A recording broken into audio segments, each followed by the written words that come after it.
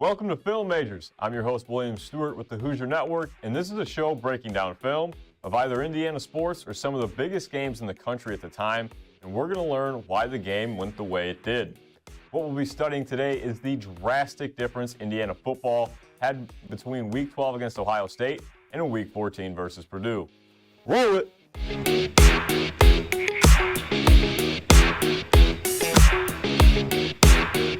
First thing we're going to roll on is probably Indiana's best play of the day versus Ohio State. The D-line gets pressure immediately on Will Howard. He's forced up in the pocket, has to step into the throw, but D'Angelo Pond's right there, probably an All-American corner this year again, and Jalen Walker ends up with the interception.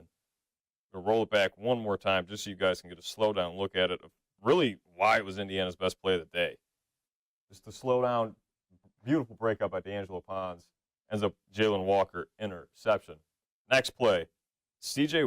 West wreaking havoc on the Ohio State defensive line, breaks through right there easily. And there you go, the boys are celebrating. I even want to give us a few angles of this just because how gorgeous it was. Fights through the double team, takes down the Ohio State running back really with ease. And hey, that dude's been playing well all year.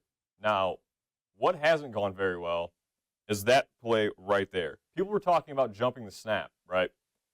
What you see, this is play one from scrimmage for Indiana. If we go back and scroll this about as slow as I can, and you watch this nose tackle right here, this ball is just getting snapped, and he jumps that immediately. Indiana's silent count was dead off the jump. I mean, this is play one. This just, you can't have this happening if it would play. There we go. I mean, dude jumps to play first snap. That's not what you want to see, especially if you're Indiana, which wreaks to more havoc, just like this sack that they had. This was the first sack of 5 on the day. Pre-snap read, you've got 6 guys to line of scrimmage right now. And Rourke doesn't adjust really to any of it. This guy could even be coming as an unidentified blitzer, but instead it ends up just being the 6, and they still beat everybody. Nobody is blocking here. Everybody's watching football right now. They got the best seat in the house. Rourke's just getting jumped, 3rd down and 6, and this is after that questionable false start, which even watching it back, still wasn't a false start. But Rourke getting jumped, and there goes 4th down, momentum the other way. Now, next play we're going to look at is another sack. Now, this is the second sack Ohio State. They had 5 sacks on the day, right?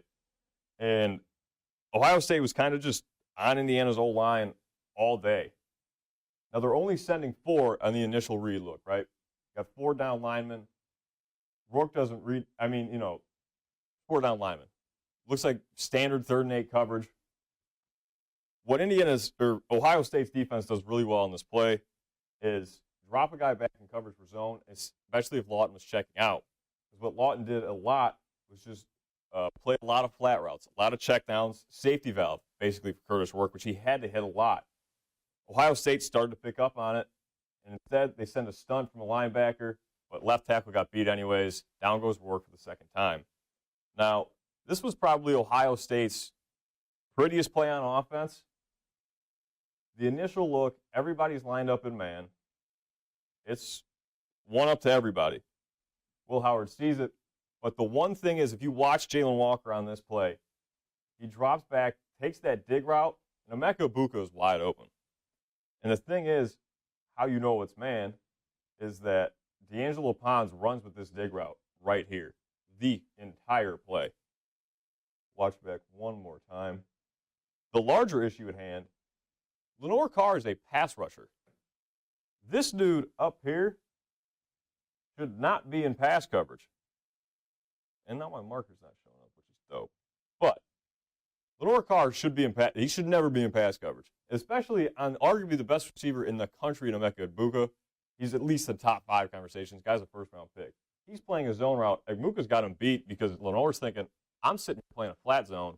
What do I have to worry about? Well, he's got to worry about letting up a touchdown and trying to get that ball. That just shouldn't happen, and that happened almost all day on Saturday versus Ohio State. One of the biggest lapses in coverage, which leads me to this disastrous sequence of events that happened for Indiana. Will Howard dropping back, gets sacked on the first play, which is a great play by Carpenter. He's got to bring him down there, but still, Mikhail Kamara able to bring him down. Brings you to 3rd and forever, which you think, there's no shot he converts this, right? Drops back, has all day in the pocket. Mikhail Kamara leaves the edge wide open. Howard rolls right, softest zone coverage of the day. And a guy that's been hot for Ohio State, 17, he played really well against Northwestern and continued to tear up the Indiana defense. Now it's 4th and 10, and you're thinking, okay, they just played soft zone. They gave up 15 yards on 4th and whatever it was. 4th and forever, right? You're thinking, got to play tighter down. The corners are at 10 yards. That's the first down marker. So, but the thing is, maybe they're in man. Maybe it's all right. No, they drop back in zone and bail. And it's soft zone again. You think, okay, Aiden Fisher's got a free shot at Howard. No.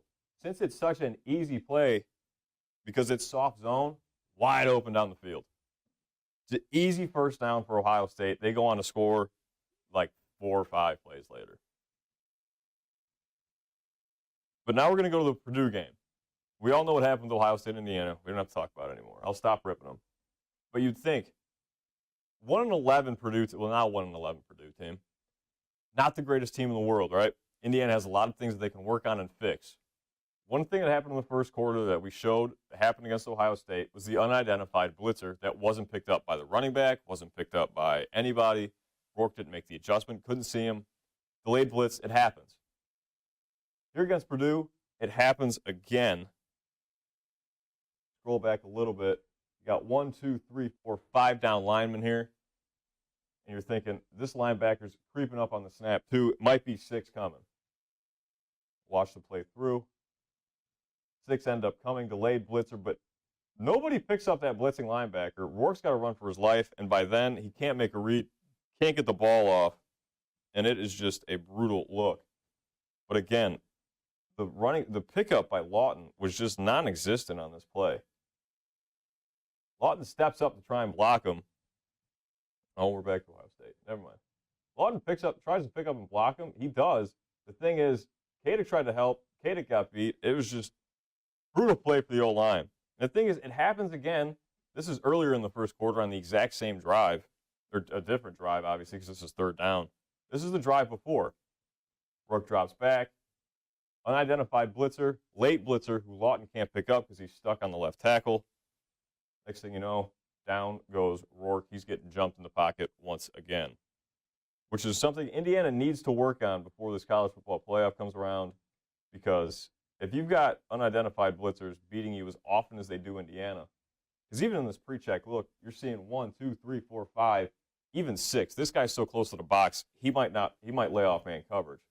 And here's what happens. He does lay off the man coverage, and there's the unidentified blitzer. What Indiana did do very well against Purdue was they added a lot of new plays before the college football playoff, such as the James Carpenter fake punt. Who doesn't love a big man running, right? But the thing with these plays that they haven't had, I mean, here's the reverse to Miles Price. They haven't run this all year. Defenses now have to worry about, okay, reverses can happen. You've got to play more protective versus punts, which ends up giving James Evans more time. Here's another jet sweep, this one to Keyshawn Williams. This is his first carry of the year. This hasn't been something that they've run. And now you've got Justice Ellison and Wildcat, wide open, great blocking by the O-line, wide open touchdown for Ellison to run through.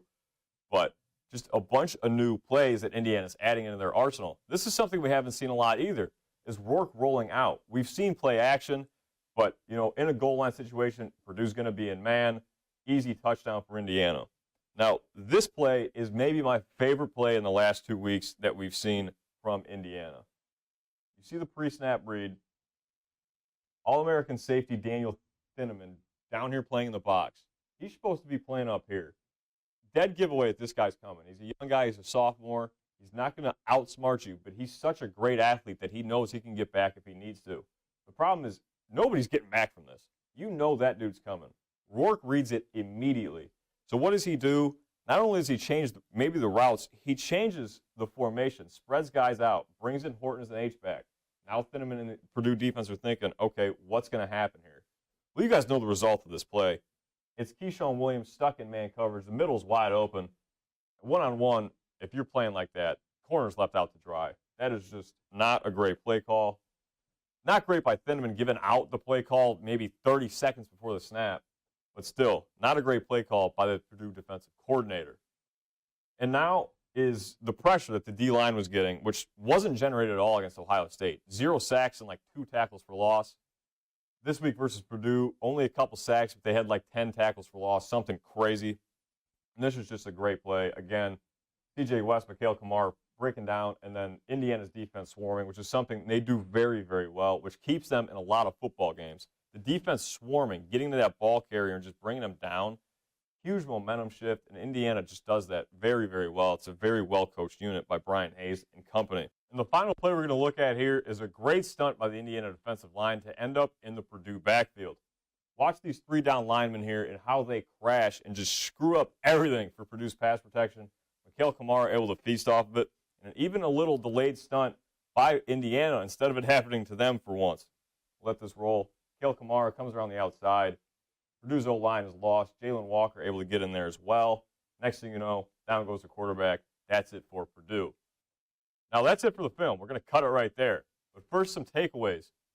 Indiana's offense evolving this late into the season with the fake punt, I guess, which is all 3 phases, but the fake punt that they're adding in, the wildcat formation being added in, rollouts by Rourke, that's huge.